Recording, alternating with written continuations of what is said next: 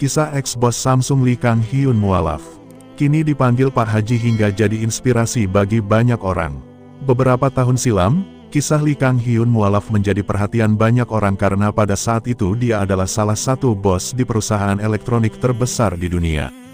Cerita Lee Kang Hyun mualaf tersebut sangat menginspiratif dan mengharukan. Hal ini lantaran Lee Kang Hyun saat itu menjabat sebagai petinggi Samsung di Indonesia. Dia mantap jadi mualaf di tengah karir yang cukup cemerlang. Di tangannya, Samsung berhasil populer dan digandrungi publik di tengah masyarakat tanah air. Hanya saja, Lee yang saat ini menjadi petinggi Hyundai Motor Asia Pasifik memutuskan pindah agama karena suatu alasan yang menarik. Menarik untuk mengulas sisi lain Lee Kang Hyun termasuk cerita di balik saat dia mualaf. Pria kelahiran Seoul, Korea Selatan, tanggal 16 Juli tahun 1966 itu mulanya datang ke Indonesia pada 1988. Awalnya, dia datang ke Indonesia untuk mengunjungi sahabat pena asal Indonesia, bukan sebagai pegawai Samsung. Lee dan sahabatnya itu memang kerap surat menyurat termasuk membahas mengenai agama Islam dan Indonesia.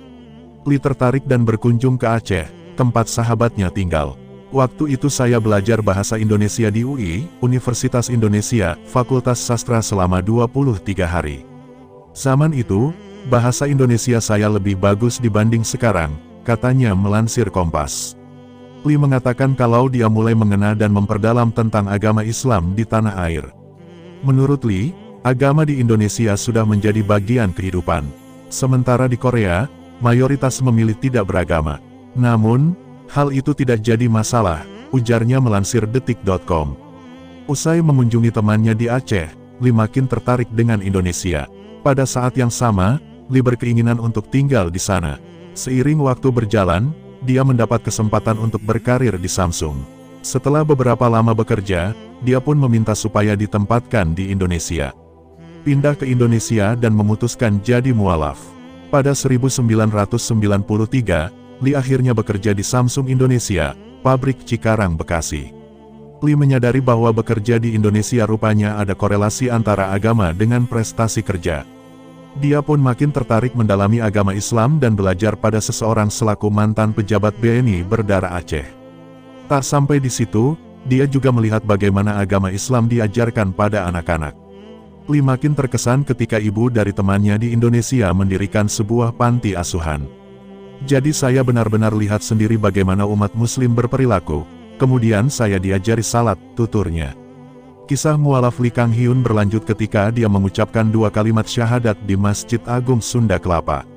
Lee mantap menjadi mualaf pada 1994. Lee disapa Pak Haji. Menjadi mualaf diakui cukup berat terutama saat bulan puasa tiba. Menariknya, Lee juga mengaku pernah mendapatkan pengalaman spiritual. Pengalaman tersebut tidak bisa dia lupakan dan susah dijelaskan dengan kata-kata. Meski demikian, Lee bisa menjalani dengan baik dan bahkan kini disapa Pak Haji. Padahal, Lee mengaku bahwa saat itu belum pernah menunaikan ibadah haji ke Tanah Suci. Nama saya Kiai Haji Lee, mungkin orang-orang memanggil Kiai Haji Lee, jadi sekalian didoakan, katanya melansir Kumparan. Tapi saya sudah berjanji kepada istri saya akan berangkat haji. Pada 1996, Lee Kang Hyun menikahi wanita berdarah Sunda bernama Yuliani dan dikaruniai 3 orang putra. Kini, Lee mengaku terus memperdalam agama Islam.